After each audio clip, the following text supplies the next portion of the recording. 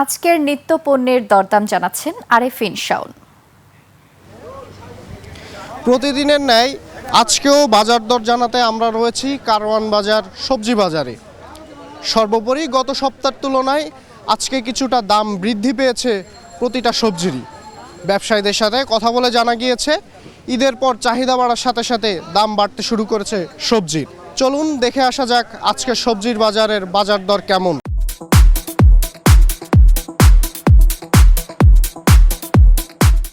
দাম একটু বাড়তি, ঈদের পরের থেকে দামে হালকা ব্যক্তির দামে বাড়তি। শসা দাম আগে বিক্রি করছি 20 টাকা 25 টাকা, 30 টাকা 40 টাকা 50 টাকা, বেগুন 50-60 টাকা। গত সপ্তাহের তুলনায় মাছের বাজার দর কিছুটা বেশি। ব্যবসায়ীরা জানাচ্ছেন মাছের ঘাটতি রয়েছে এবং ঈদের পরে চাহিদা বাড়ায় এই বাড়তি দাম গুনতে হচ্ছে ক্রেতাদের। চলুন দেখে আসা যাক আজকের মাছের বাজার দর কেমন। গত সপ্তাহে একটু মাছের দাম বাড়তি, কেননা মাছের দাম মনে করেন হলে মাছ একটু কমতি।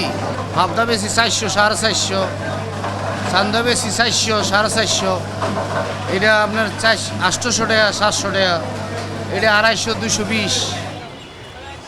সবজি এবং মাছের বাজার দর কিছুটা বাড়লেও মুরগির বাজার দর বেড়েছে অধিক হারে।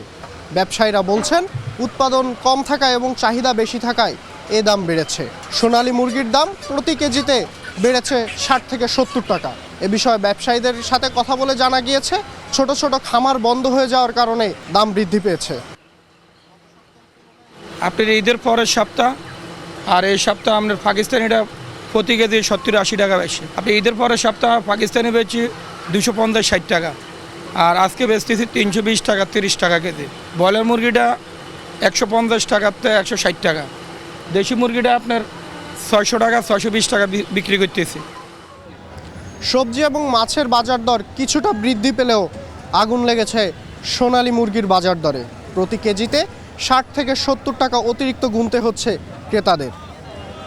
আজকের বাজার দর নিয়ে এই ছিল সর্বশেষ সংবাদ।